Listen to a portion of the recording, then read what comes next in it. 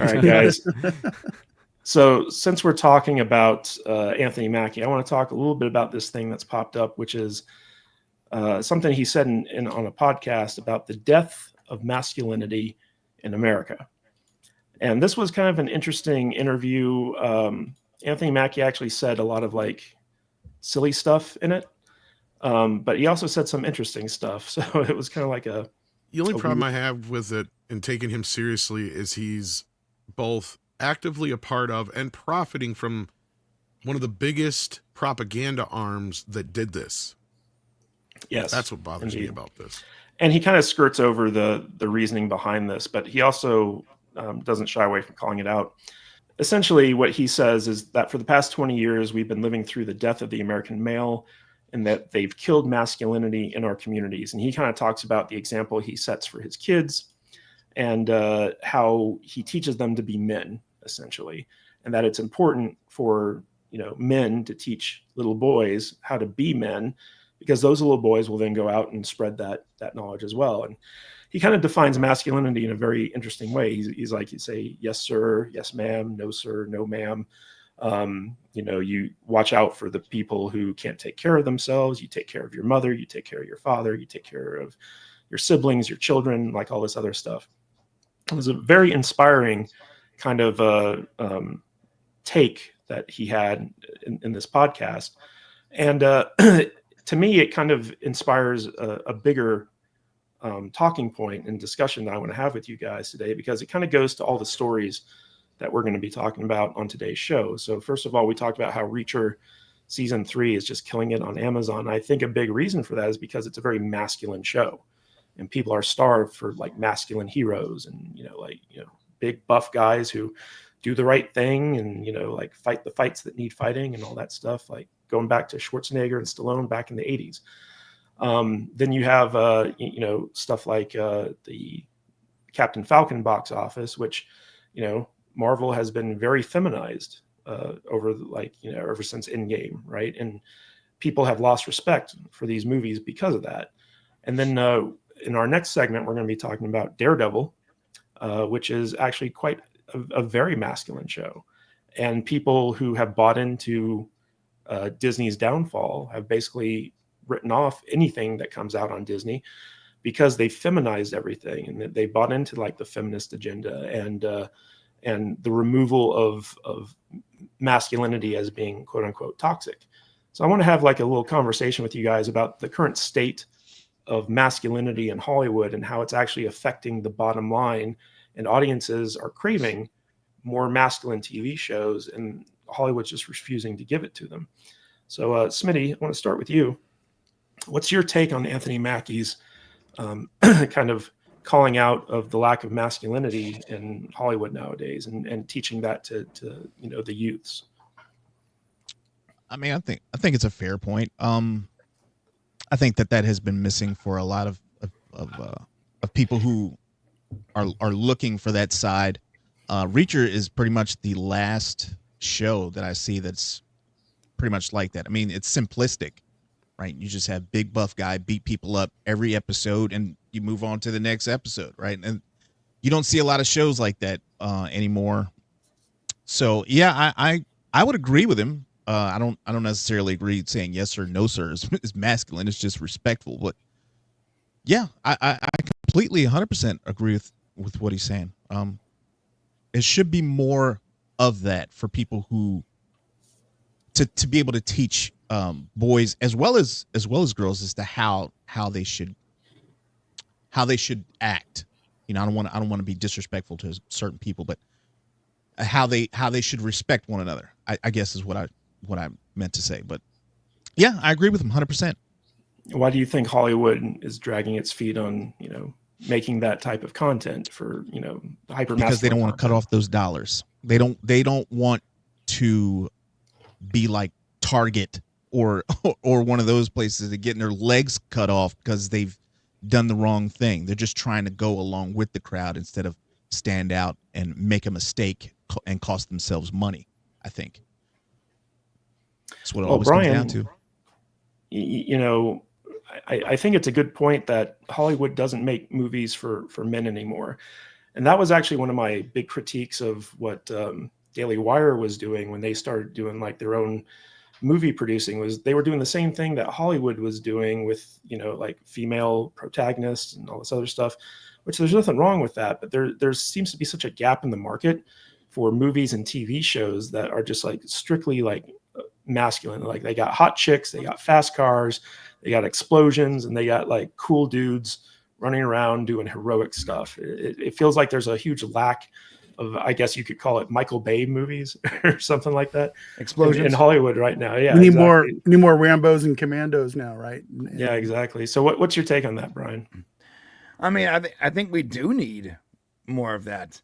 I think there's actually a hole in the market, and I think it's obvious when you have shows like Reacher that do well no matter what. Like it's not like Reacher is like amazing writing or some, you know, brilliant storyline. It's pretty basic, but it also fulfills, I think, a need that a lot of people have, and just masculine entertainment. You know, they just want to see entertainment. Bad guy gets punched by good guy, and there's nothing political, there's nothing woke, there's no secret messaging, there's no weird agenda. It's just entertaining. I think that a lot of Hollywood has sort of forgotten that entertainment is supposed to be entertaining. And we're not trying to go to a civics class or some kind of like liberal arts, college when we go to the movie theater. We want to go to be entertained. And considering the price of that entertainment, people get upset when they leave and they're like, cool, it's preached out again. And I didn't feel anything about this. There was no primal feeling to this movie or this TV show, whatever. Especially with the cost of TV shows now, because hey, the new cable is streaming, dude. That's the new cable. It used to be where you got Netflix, you're like, that's probably enough. But then everything got so fragmented where you're basically buying channels again. We're at the point where now it's a different kind.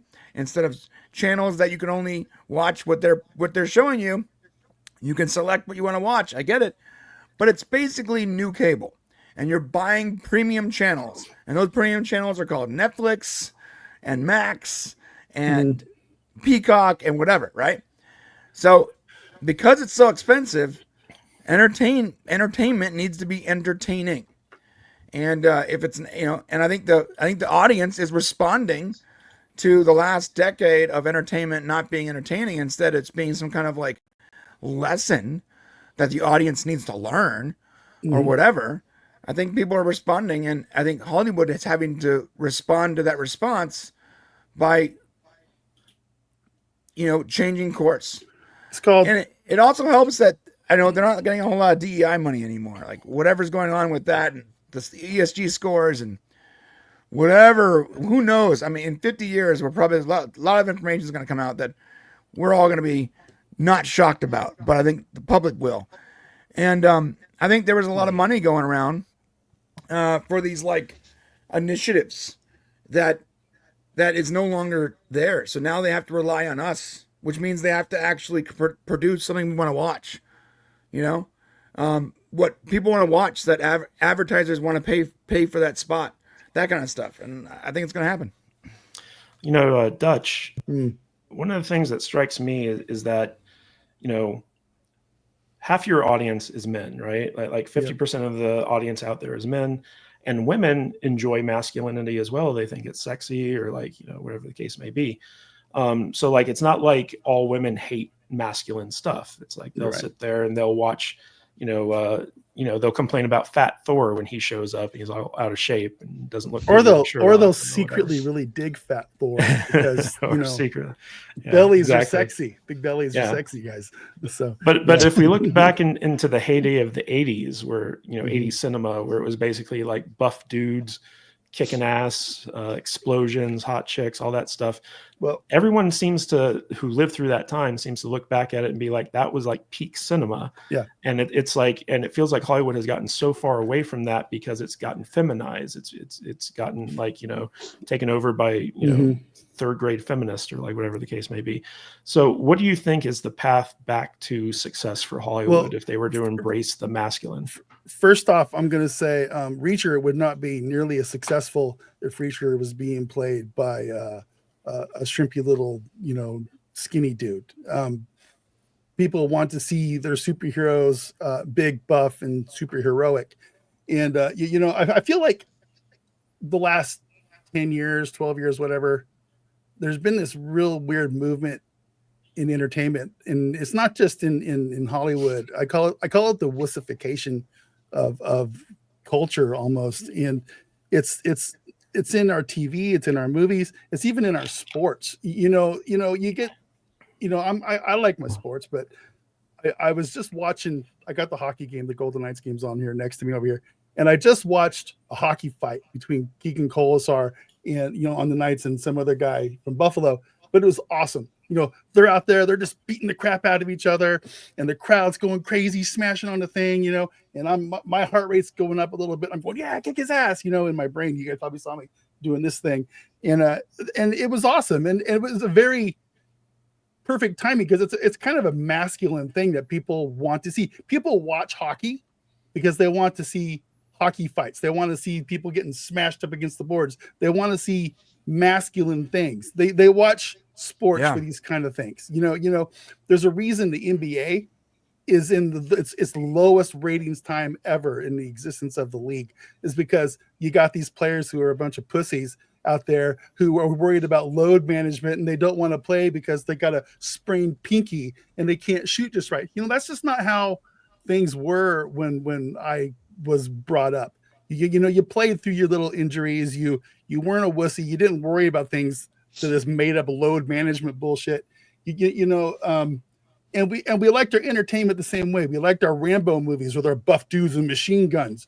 We liked ours. That's why Schwarzenegger movies are so popular, is because he was a buff manly man doing buff manly man shit, and it was awesome to see.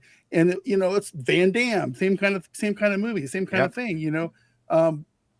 And that was peak cinema back then. That was what we all liked. And it's the same way in video games. There's a reason that games like Call of Duty and PUBG and all these things are fun, because you're out there doing manly things with guns. You're going against other people and shooting them and killing your things, and it's just, that sounds terrible, but it's fun. That's what people like to do. Yes. And this is what men, it's a manly thing. That's why video games are 90% played by men. And I know there are women gamers, don't jump my shit for that. But if you go to our Discord and you look at the percentage of gamers of men versus women, there's about 4 women in the gaming side of things and about 600 dudes. And I think that's probably about accurate, because the whole industry wide, regardless of the thoughts and hot tub streamers that there are on Twitch and Kick and all that kind of stuff. Those are bullshit. But it's the same with science fiction. Fiction. People like manly things. They like to see their superheroes look like superheroes. And even the women superheroes need to look like hot ass Playboy model woman. I don't know about superheroes, but they need to look feminine. Don't take it away from feminine. Them. I don't need no lesbian looking flat chested chick out there in suits, with the there's be no confusion as to what I'm looking at. Not at all. So I think you're right. And I think society, we're entering a new phase. I think the wokeism is starting to phase out. It's going across our whole government, society, entertainment, everything. I think we're entering a new phase to where we're taking our masculinity and back, and we're trying to de-wokeify shit. And I like it. I like where we're going, and bring it on. Let's go. I do too, brother. So yeah, Odin, you deal with America's youths a lot because of your profession. And how important do you think it is for he's a Catholic priest, for kids to have like some type of like masculine role model or stuff that is inherently masculine for them to kind of like, either learn from or latch onto and try to emulate and stuff like that? It's incredibly important, especially in the world that we live in today. This comes up a lot because I teach in the theology that I teach. We cover morality in the first semester. And so typically one of the discussions that we have is about marriage and about the state of marriage and about divorce. And the fact is that, over half of all marriages, right, statistics say and point to end in divorce, but we oftentimes don't think about the effects that can often have on people. And it's something that I've always seen a lot is the kids that are in those split homes, especially when they're having to travel to mom's for the weekend, to dad's for the weekend. Oh, I didn't have this work because I left it at my mom's house or I left it at my dad's house. It leads to a lot of stress for them. And I think one of the other issues that it can lead to is that it disrupts having, especially for the guys, right? It disrupts having that constant male figure in their life. And so it's something that they either, because of the world we live in, where you can escape into this digital world of your phone and Instagram and TikTok and all those other things, a lot of them kind of escape into that world, or they escape into the world of video games, right? And these are things that we can even associate with too, right? Where it's like when we were growing up, those were some of the same things, especially with video games. We might escape into, people would escape into books, people would escape into like different things, right? That's always been a part of how we cope as human beings. But I definitely do think that in the modern world, especially with more traditional masculinity always being attacked or always being looked down upon in some way, to the point where major corporations are putting it into their commercials and are talking about it. I think that has had also a profound impact as well. And so yeah, there's a desperate need for more masculine ideals and masculine examples in people's lives. And I think that one of the most masculine things that we can do is be present in especially in our kids' lives, and in whatever way that has to happen. And I think that it's a big part of what is impacting our culture right now, I think. Tom, I think one of the biggest criticisms anyone has for Hollywood right now is the fact that they have gone out of their way to turn beloved men's franchises and brands into girl brands, where it's basically like you have Star Wars, where it's like, okay, we're going to take it away from Luke and hand it over to Rey. You got Star Trek, you got Doctor Who, you got all this stuff, which basically moving as far away from masculine and the hero's journey and all this stuff as possible. And it's done irreparable damage to those franchises. Why do you think Hollywood is so resistant to making masculine fair? I wish I knew the answer to that, other than woke politics and other bullshit. I mean, there's been this drive to demasculize men for a long time, make them, even when we were growing up, there was this whole men need to show their feelings business, which, look, I'm not saying in certain settings men don't, but at the same time, we have sacrificed the core of what built America, right? And not only that, it built the world, really. And I can't believe that they have actively turned away from their audience. Like, that's the thing that's really strange to me. It's like they're trying to teach us a lesson, right? But all it's doing is forcing us to just reject them even harder. And most men are just sick and fucking tired of being the butt, especially white men. No offense, Smitty. Of being the butt. Wait, is Smitty not a white man? I thought he was a white. It's okay. I'm not white. It's okay. I hate to break it to you, Brian. But I want to say I let really Tom. just warning. Tom, I let my I'm emotions not out. racist. I'm sexist. I let my Big emotions difference. out once a year, every year when I watch The Wrath of Khan. Football. Wrath of Khan. I have to. No, I cry at the end every year, every time I watch it. So Women just don't understand how men emote. See, that's the thing. Right. Because So we're from Mars, they're from Venus. Exactly. We notice things that our friends do. We just don't say it and point it out like a bunch of queerdos, right? Like, weirdos. we're not going to sit there and gush over them. That's a great word, queerdo. I love. No, that. you got a good That's- point, because there's movies and TV shows where I'm just like, Don't do it. Don't cry. do it. Don't do it. You'll be like me at the end of Top Gun Maverick. especially when it involves like fathers or like friends and brothers sacrifice, the hero sacrifice always gets me every time, dude. Mhm. Yeah, I don't and think I mean, it's- it's just. Oh, go ahead, Smitty. Go ahead. I'm sorry. No, you finish. Go ahead. Everybody. I go didn't. ahead. I don't think it's meant to be that way. I think someone did something, and then they saw how much traction they got with it, so they were like, "Oh, I'm going to copy that. I'm going to do that same thing, and I'm going to start making money." And then, like, one after the other, those dominoes started falling, and everybody wanted to have the new thing that was just like that. I'm more about women than you are. Watch me do this, right? But I think shows like Reacher are kind of pointing the arrow in the other direction. They're saying, look, we don't have any more of this because you've done all of this. So, and I think people are starting to take notice, and they're like, all right, well, maybe we should do more of that. And I think you'll start to see more of that down the road. I think you got a good point, man. My brother always says, like, people think Hollywood moves really quickly, but in reality, the decisions they're making sometimes take years to be reflected to the audience. Tom, do you want to finish your thought? No? Thought's all done? No, what else can I say? I mean, it's obvious we've been watching it for years. I mean, I'm glad Mackie's coming out and saying something, but like I said in the opening, like, he's one of the people that are adding to the problem, right? It's great that you noticed it. Now do something about it, right? You're Captain fucking America last time I checked, right? Right. So do something about it. Make a better movie. Demand better out of it. You Do know, better. like, Yeah. do better, as they say. Yeah. Like, make That's what more Cavill manly does. films. But look Like, if you- people hate Cavill because he demands better. I mean, if you're Anthony Mackie, he's been in the business for about 20 years now. You can't tell me he couldn't get a bunch of money from a bunch of different places and put together some action film. I don't see how that could be a problem for him. Well, he tried that, and it was terrible. Well, he couldn't get a loan. No, What movie are you talking about? Yeah, what movie are you talking about, Smitty? I didn't even know he did that. Alien movie he just came out with, where they had to be above elevation. I think. Oh it no, was. yeah. So that was something- I don't Netflix even know though, what that is. right? That was Netflix. That wasn't his movie, saw that. right? I saw that in the movies. I don't. Maybe it's on. Yeah, Netflix. I watched it don't on Netflix. It's actually not. It's actually, the premise is stupid. He did good in the movie though, and he's good in Twisted Metal. He's not a bad actor. That should be clear. Yeah. I think Mackie is actually a pretty good actor.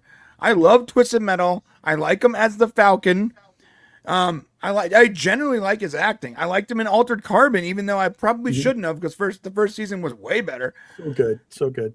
But Well, my he's point he's is- a good actor. He just Look at somebody like Jason Statham. You'll never see him in anything gayer than Spy or Expendables 4, right? Like, that's just... He's never going to make that kind of a movie. it's Expendables And 4. he has got the market cornered right now as far as, like, he's the closest thing we have to a Stallone or Schwarzenegger. And I know he's not huge in the U.S., but you look at his worldwide box office, there's a reason why they're making Meg 3. I mean, the guy First he was the transporter, giant then he was shark with expendable. samurai swords, right? Yeah. Yeah, then he was the beekeeper, and now he's a working man. Yeah. Isn't he also There a needs to be a bricklayer? Jason Statham like universe at this point. Oh, he's laying something. I haven't seen wait, I'm a Beekeeper yet. beekeeper. Is that worth watching? Is Beekeeper worth watching? It's not bad. so Beekeeper's much better awesome. than what you would think it would be. Yeah, it's not a good it's movie. It's yes, just it's straight way better than you revenge think it fun. is. Right. Yeah. It's just fun. basically, Yeah. like kind of like a John Wicky kind of movie, but They tried to like do that like subtle lore building like they did with John Wick, and have like the beekeepers and like and you know what's funny? No one cared. They just want to see Jason Statham beat the crap out of people for an hour. That's really what it is. Well, what's even better is this one scene, and I don't want to give anything away from the movie, but there's this one scene where he has to go up against his DEI replacement. Oh yeah, that's true. Oh, He no. does. Just- I'm not going to tell you what happens, but yeah, it's a great scene. It doesn't go well for her. I'm trying to think of other modern day action heroes, and there's really not. I mean, I guess like Frank Grillo comes to mind. He's made a few pretty decent movies, right? What was that one we reviewed where had like the best death scene in the world? Yeah, but Grillo isn't actually like, I wouldn't call him a star. He can't really open a movie. Right. I don't But think. I don't know. I'm just, there's the Wick movies, and I mean, I feel like there's the actors out there that we could be making these really cool action movies. Like the guy from Reacher, for example, would be a great Schwarzenegger type of kind of guy. We got Hemsworth, you know, he could make more action movies, but I don't know. It just feels like these action movies that they are making these days are kind of missing something. Maybe they need more testosterone or something. 90% of the action movies star women nowadays. That's and true. It's just like, you know, like John Woo remade his masterpiece, The Killer, and it was a black female in the main role instead of Chow Yun Fat. You know, it boggles my mind about. Yeah, all stop this trying stuff. to push the 80-pound girls kicking like 500-pound men around. It doesn't work. Those women need to learn their role. You know, and get out. Well, of that's why I'm action looking forward to the John Wick. I did not say that. That was the John Wick spin-off Ballerina, because in the trailer it actually is like, oh, she's actually doing what a woman of her size would need to do in order to equalize and to actually fight somebody, right? It's not like I'm going toe to toe, like power for power. It's like, no, I'm gonna use the person's weight running at me against them, right? It's like, okay, well that makes But more also, sense. Odin, And the weapons she's hot. too. She's so pretty. Oh my god, I was gonna say the same thing. Here, guys. Also, Odin, Listen. she is stunningly gorgeous. Here it is. Coming soon to a theater near you. Yeah. The Sandwich Maker. Let's go. Starring The Sandwich Maker too. This time it's grilled. The dishwasher, yeah. You know, if they made that movie, Anna that de was Armas, like, though, like you can have her like reading the phone book, and if it's shot well, I'm probably gonna watch. I would just She's like to say to my wife who is so watching, pretty. I don't agree with everything they're saying. Y'all gonna get me fucked up. Man, hey, I'm right thank there God with my you. wife doesn't That's- support me and watch this show. It's moments Right, like right. these where I shake my head and put my hands. Hey, together. I'm will like, will good Smitty Lord, people. Snippet's wife in the chat? Will you please go give your husband his balls back really quickly? Look, it's okay to say a woman is beautiful. It's Yeah. not like you're being obscene. Yes, No, yes, it wasn't beautiful, that. It but was it's like, the- oh, she's so hot. Oh yeah. Oh, yeah. I just said she's absolutely Listen. stunningly gorgeous. she could read me the phone book, and I'd be like, oh. I didn't Hey, say problem. who. That's- Hey, I grab my you junk, but got- no one can see that. I'm too Real sick for this shit, quick guys. before you Stop get it. going. All any movie needs is buff dudes, machine guns, and hot Russian hookers. That's what all Woo! action Reach. So let's go. You just gave them the formula on how to save cinema, Mr. Butter. I know.